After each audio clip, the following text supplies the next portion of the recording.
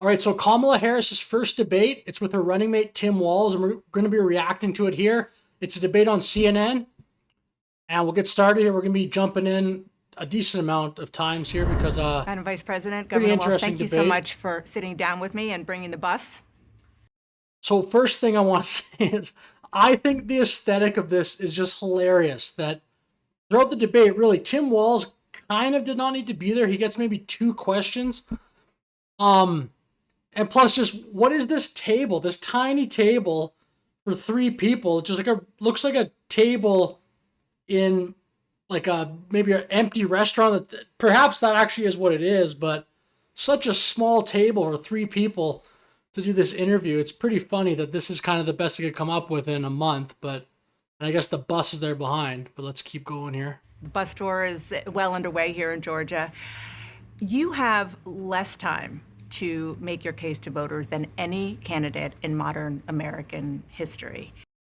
Exactly. So why is this the first interview that you've done? And as of now, there's nothing else scheduled. So obviously the Kamala Harris campaign is trying to get away with fewest debates, fewest interviews they can. If this was a competition right now in terms of who's done the most media, Trump would be up probably 100, maybe even more, 100 to 1. Trump does, lately especially, interviews all the time. Town hall yesterday, he did a long event with, I believe the group is called Moms for Liberty.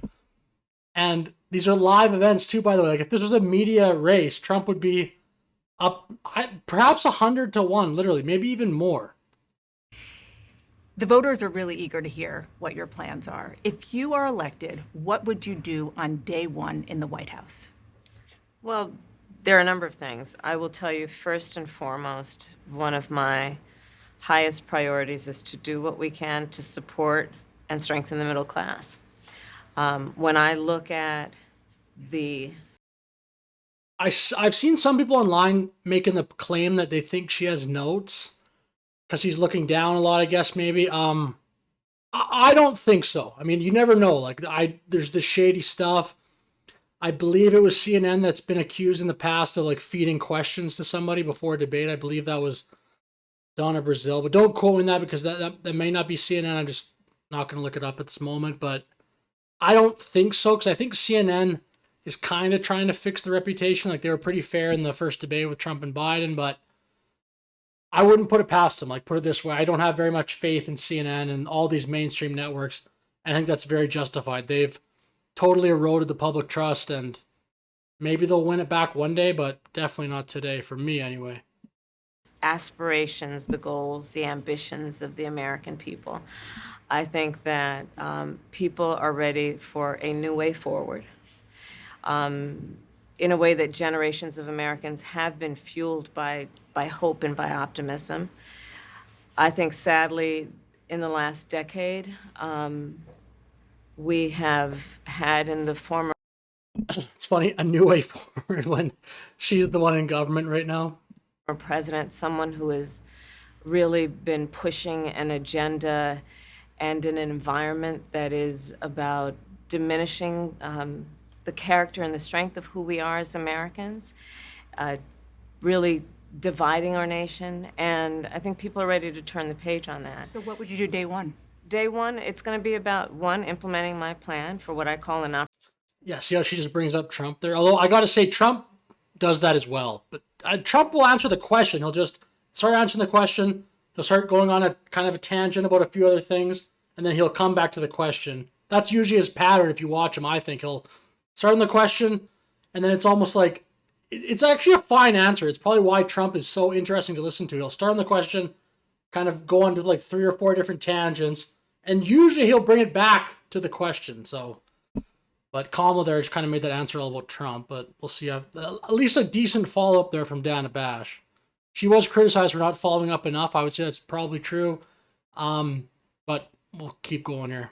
See if Kamala answers the question. opportunity economy. I've already laid out a number of proposals in that regard, Opportunity which economy. include what we're going to do to bring down the cost of everyday goods, what we're going to do to invest in America's small businesses, what we're going to do to invest in families, for example, extending the child tax credit to $6,000 for families for the first year of their child's life to help them buy a car seat, to help them buy baby clothes, a crib. There's the work that we're going to do that is about investing in the American family around affordable housing, a big issue in our country right now. So there are a number of things on day one. What about you?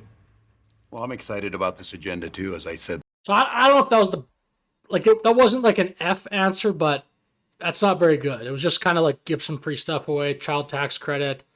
Maybe each of those policies on their own are not bad in theory, but kind of just free stuff. No mention of how you're going to grow the economy or grow the economy, make the workers more productive, whatever. Kamala Harris to me sounds very similar to a Canadian politician named Justin Trudeau. That's just the feeling I get on her. A lot of vibes. But anyway, we'll see what Tim Walz says here.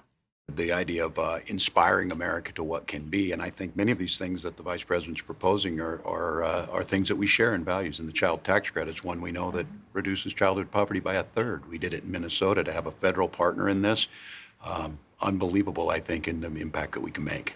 You talked about, you call it the opportunity economy. You are well aware that right now many Americans are struggling. There's a crisis of affordability. One of your campaign themes is we're not going back. But I wonder what you say to voters who do want to go back when it comes to the economy specifically, because their groceries were less expensive, housing was more affordable when Donald Trump was president. Well, See, this is where I saw people online, a lot of people on the right, criticizing CNN for this interview. I think part of it was just no follow-up questions, but I think that's a pretty good question. That's a legitimate question about it's playing along her lines of that we're not going to go back. And a lot of people, I think, rightly think the economy was better when Donald Trump was president. I mean, the price of a ton of stuff has gone up. There's been inflation. So I think that's a great question. well, let's start with the fact that when Joe Biden and I came in office, during the height of a pandemic, we saw over 10 million jobs were lost. People, I mean, literally, we were all tracking the numbers. Hundreds of people a day were dying because of COVID. The economy had crashed. In large part, all of that because of mismanagement by Donald Trump of that crisis. That answer makes me upset. It's so ridiculous. Are they saying that if they were in office, the Democrats during COVID, they wouldn't have done those massive lockdowns? That's essentially what that is implying. There's no way you do the massive lockdowns, the quarantines, the social distancing without humongous job loss. So many people work in-person jobs. So that is such a dishonest answer in my opinion. That's like her first, so far, Kamala's answers. That's a terrible, in my opinion, like a 0 out of 10 F, completely dishonest answer when they say stuff like that. There's no way the Democrats, if they were in office in 2020 when COVID struck, would have just said, keep it open, freedom, whatever. There's no way. So, I hate that answer.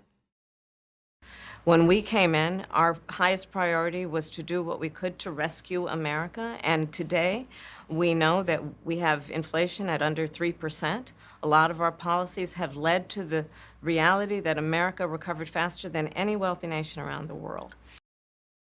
It's at 3 now, but the average of inflation during this term has been way too high, way above the rate the central bank tries to hit of 2%. So, and the other thing, inflation adds up. So if the inflation is 8% one year and it's 3% after that, that's still an average of whatever that is, 5.5% a year. It's not like when it goes down to 3, all that inflation that was backed up goes away. The prices still remain high. The only way that you could replace like a year of 9% inflation stays there. The only way it would go away is if there was deflation. And the American system and other advanced economies are literally set up to prevent that because it causes problems. So, yeah, it's at 3 now, but for the majority of the Biden-Harris campaign or presidency, inflation was way above 2%, and that amount of price increases stays around. So, you can spin it like that if you want. I guess as a politician, you maybe should, but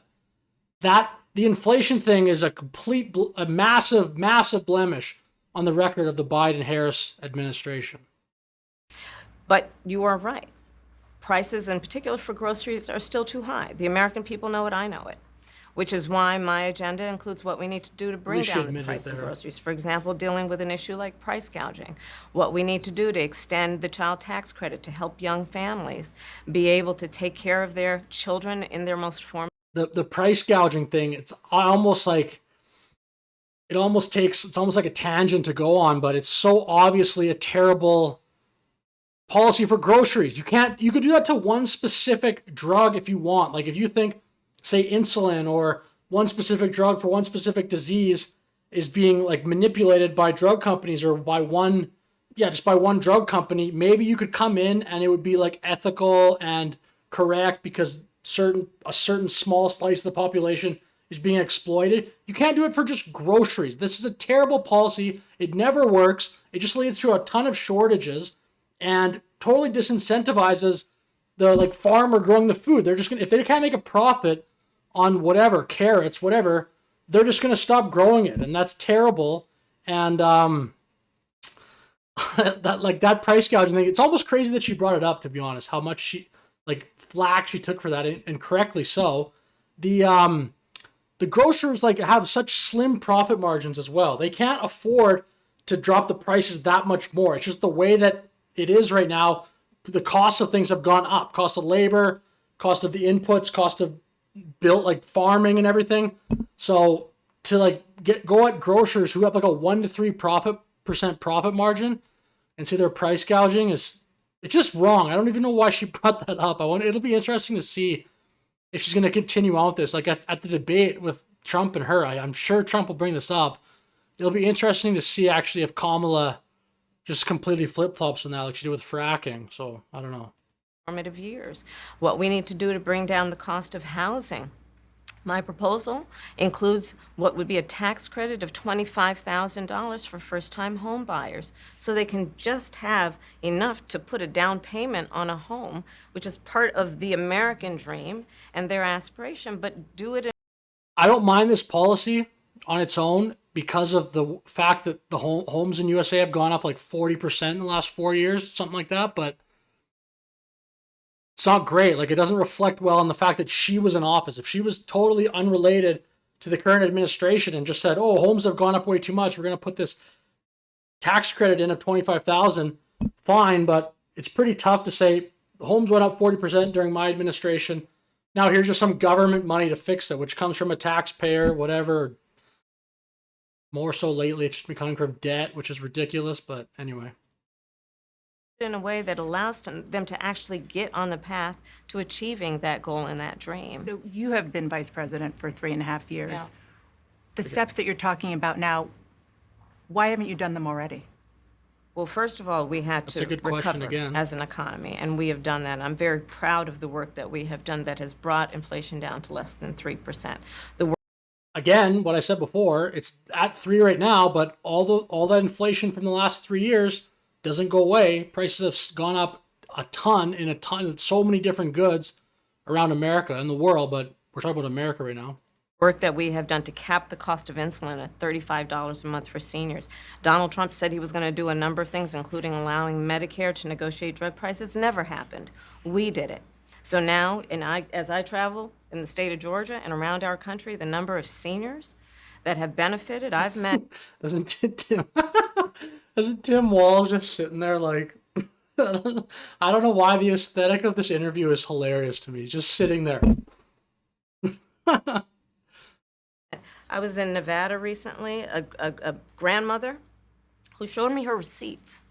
And before we capped the cost of insulin for seniors at $35 a month, she was paying hundreds of dollars, up to thousands of dollars a month for her insulin. She's not doing that any You longer. maintain Bidenomics is a success. I maintain that when we do the work of bringing down prescription medication for the American people, including capping the cost of the annual cost of prescription medication for seniors at $2,000, when we do what we did in the first year of being in office to extend the child tax credit so that we cut child poverty in America by over 50%, when we do what we have done to invest in the American people and bringing manufacturing back to the United States so that we created over 800,000 new manufacturing jobs, bringing business back to America. What we have done to improve the supply chain so we're not relying on foreign governments to supply American families with their basic needs, I'll say that that's good work. There's more to do, but that's good work. I want to get some clarity on where you stand on some key. Yeah, that answer from Kamala is not terrible. I mean, just kind of some perhaps memorized lines of things that I guess you can argue are accomplishments, or they're almost sort of vague, probably maybe intentionally vague, but that answer is okay, I guess.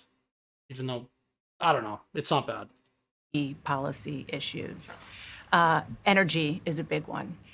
When you were in Congress, you supported the Green New Deal. And in 2019, you said, quote, "There is no question I'm in favor of banning fracking." Fracking, as you know, is a pretty big issue, particularly in your must-win state of Pennsylvania. Sure. Do you still want to ban fracking? No, and I made that clear on the debate stage in 2020, that I would. See, that I guess I can start to see like the criticism of CNN in one way, because that is on its face a tough question, but it's almost asked in a way where you're giving the answer. You're almost giving the answer where, like, you need to win this. This issue is a very big deal in the must-win state of Pennsylvania. Do you still support this? It's almost like, please say no. Like, the question almost has the answer baked into it, but whatever.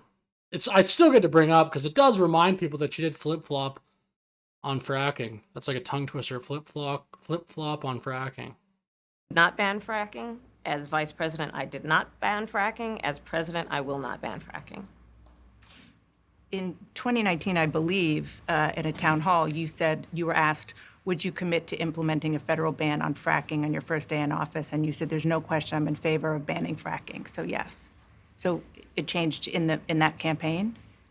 In 2020, I made very... See, again, pretty good follow-up by CNN. Like, the tone, it's not nearly as aggressive as the interviews that Trump was getting in 2016, but I don't know. It'd be interesting to see Trump go on CNN now. I don't know if he will, and do, like, I guess Caitlin Collins, that town hall, maybe that was about 1 year ago, where they talked about January 6th quite a bit. I mean, the tone in that was brutal. The Caitlin Collins was being so rude, but I mean, I don't know. Maybe if Trump went on CNN and did an interview with Dana Bash or Jake Tapper, I just let me know in the comments if you disagree with this. But I think CNN in the last 6 months, even maybe 4 months, 5 months, is playing it more down the middle. I think, like, this is, as someone that's watched news maybe for 10 years, because I didn't really watch it much when I was younger, but I've only known CNN as just being this partisan hack machine that's terrible. Like, literally how Trump says fake news. That's all I know of CNN as.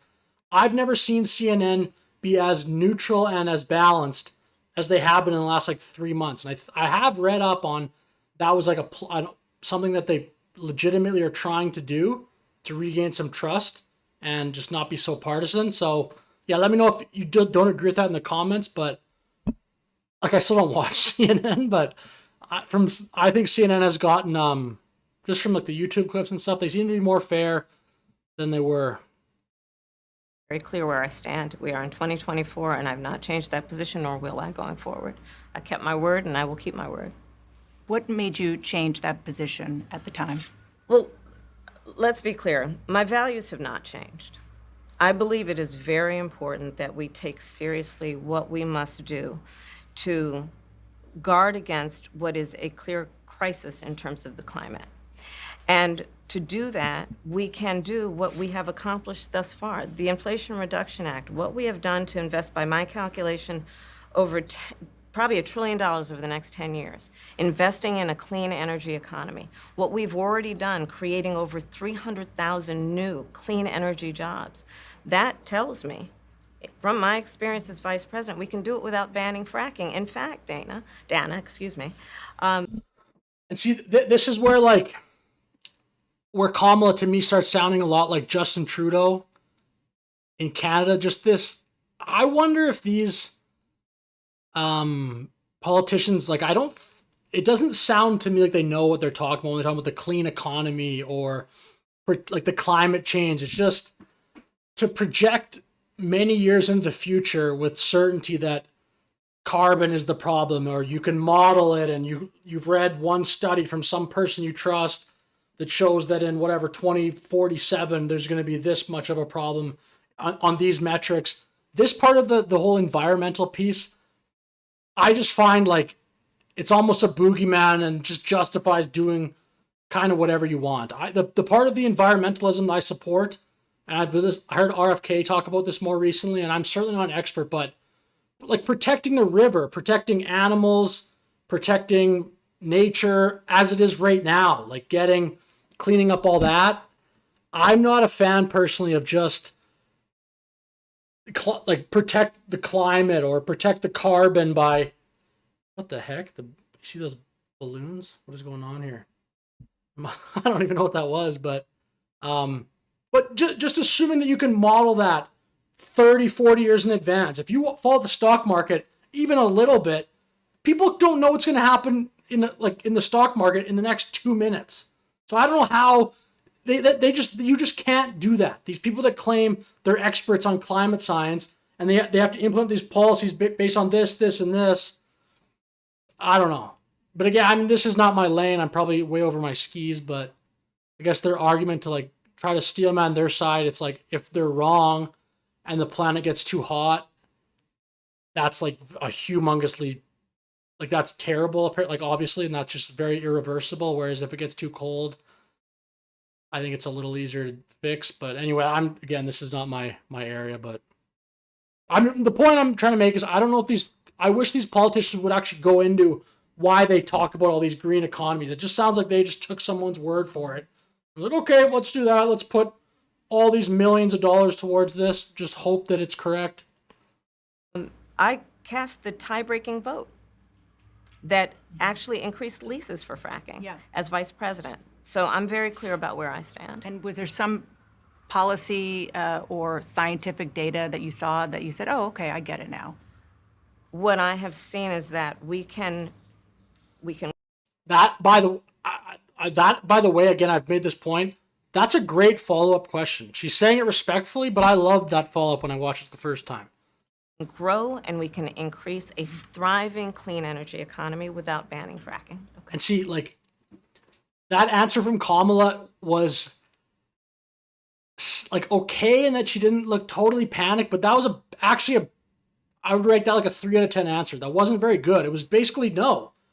There's a great question. Did you see any data where you change your mind and said, okay, fracking is fine? And Kamala just gave like a vague, we can grow the economy and protect the environment while fracking. And so she did not point to one specific piece of data or whatever. That was a great question, because if you're watching this and you're an undecided voter, I mean, you might say Kamala never really had anything there, but yeah, anyway. So that's the first part of the interview. I'm going to end the video here. I'm going to make another. There's this interview, CNN interview, has 3 parts.